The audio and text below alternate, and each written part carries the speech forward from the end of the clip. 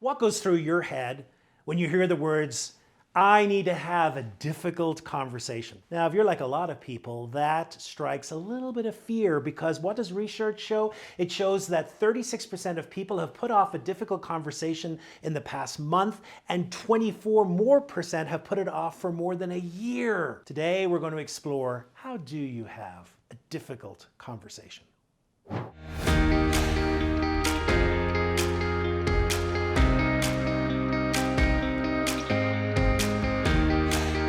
The struggle is real. Yes, that struggle. How do we have those difficult conversations? Because, if the workplace is full of conversation after conversation, some of those conversations are difficult, and in our families, with our friends. So today, let's explore two different stages of the conversation process and explore three elements within each of those stages that will help us move from avoiding difficult conversations to being able to start them. Difficult conversations can drain us physically, emotionally.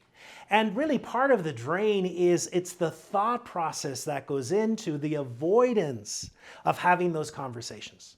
So today what I want to explore are two different periods that we need to think about when it comes to a difficult conversation. And within those two periods, there's three different elements that go into them that can truly help us be more thoughtful and proactive when it comes to difficult conversation. Now, the first of those periods is before the actual conversation begins itself. You see, I think we don't spend enough time trying to put enough thought into what's happening about this conversation. And when it comes to thinking about the difficult conversation we're about to have, here are three things that we need to think about when it comes to thinking about before the conversation. So the first one is goals. What are the goals of this conversation? Why am I having this conversation in the first place? What's the outcome that I'm looking for when it comes to this conversation? So often we just don't even think about that. We don't think about why we want the conversation. We don't think about the outcome. What would be a good outcome? Because if we can have clarity about why this conversation is happening and what the outcome we're looking for, I think it helps as we begin to approach this conversation. The second element is this, our emotions. Any conversation has emotions, and any difficult conversation has potentially lots of emotions. And I think it's really important to spend a few moments and think about what are the emotions involved potentially in this conversation. So some questions you might want to ask are the following. What is my emotion around the topic of this conversation? Do I feel emotionally charged about it? Am I angry about something? Am I regretful? Am I shameful? What is the emotion about the topic? The second question to ask is, what are the emotions I feel about the person I'm about or the group I'm about to have this conversation with? How does that make me feel emotionally? And then the third question when it comes to emotions is the following. How do I feel about the emotions that are likely to come up? So when I think about the conversation I'm about to have, what potentially could happen? I think that's really important for us to be prepared for what emotions might come up. What emotions might come up in me and what emotions might come up in the other person. And then the final thing that we want to think about is bias. What biases am I going into in this conversation? As human beings, let's face it, we love to judge. And if we're having a difficult conversation with someone, we've probably thought about that other person or the topic, and we are going in with some weighty judgment about how it should be.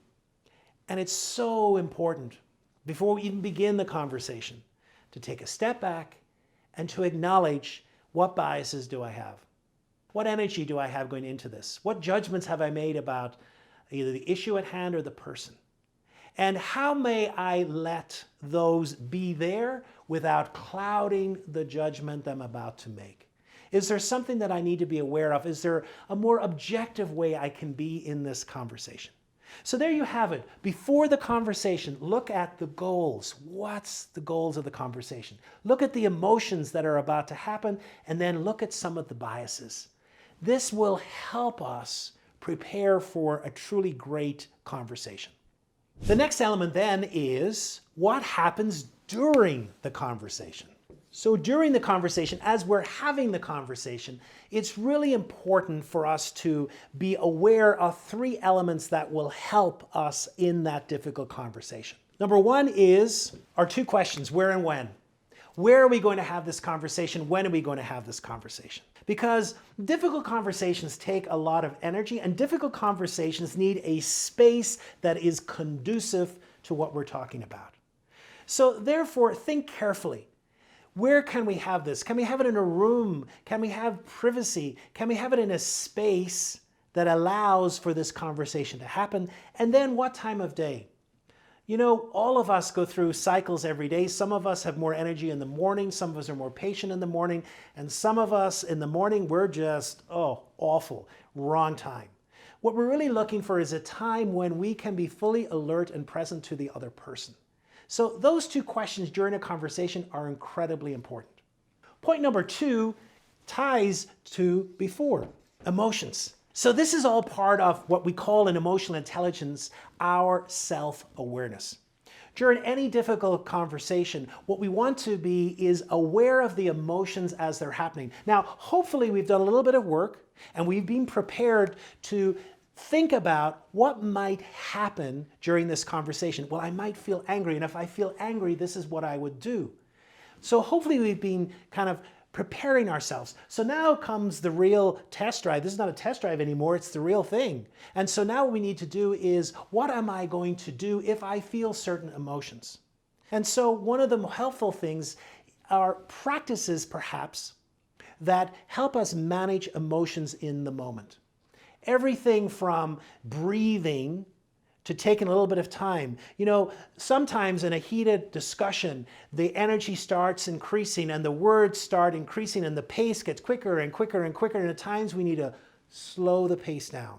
And a great way of doing that is just to take a breath, to become aware also within our body. So our emotions sometimes happen so quick that we begin to feel them in our body before we become consciously aware that they are happening. And so can we take enough space and time to realize how our body's reacting in the midst of this emotion? Are we feeling clenched fists because we feel angry or hot? Are we feeling detached? All of these give us incredible information when it comes to our emotions and in some way begin to modify and manage them. And then the final area is our body language, because our body speaks a language. And when it comes to a conversation, let's face it, how many of us practice time and time again the words that we're going to use? We've rehearsed the words, we've rehearsed how we'll start the conversation, but how many of us spend time practicing our body language, practicing how we're going to show up with our body? And so really what we want to create in our body language is, I come to you for this discussion in an open way. I come receptive. I come willing to listen. And so part of that also is expressed in our body. Do we have open body language? Is our torso open? Are we smiling? Are we giving receptive listening signals in our body? The other thing as well is to realize there's a connection here between emotion and body language. So sometimes if we've been triggered emotionally, that can impact our body language. And so, for example, we can begin to close down, we can begin to become defensive, and part of that can be expressed in our body by moving away, by closing ourselves. You know, one of the things we know in our body language is the more confident, the more empowered we feel, the more space we take up. Whenever we feel threatened, whenever we feel disempowered, lack confidence, we tend to take up less space. So becoming aware of those things are really important when it comes to a difficult conversation. Now, there's one thing I want to suggest to you as well, one exercise I often give to my clients whenever they're preparing for a difficult conversation, and that is this: to rehearse. That's right, rehearse the conversation. There's nothing as powerful as a test run. And you'll be surprised. You can say to a friend, hey, you know what? I want to have this conversation with another person. Would you just come in place of that person and practice that conversation with me?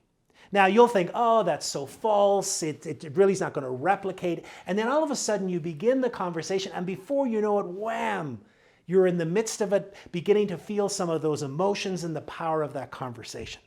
So it's really nice to have a rehearsal. It's really nice to test how things are going to be said, to test how we might feel and how we might manage those feelings. These areas are critically important. And I think if we follow them, we put a little time into them, I think it's going to help us not only initiate the difficult conversations, but have better conversations with better results.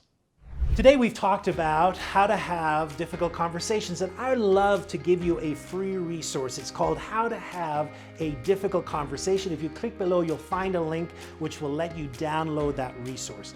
And if you have enjoyed the content of this video, I invite you to also look at the next video, which talks about having difficult conversations.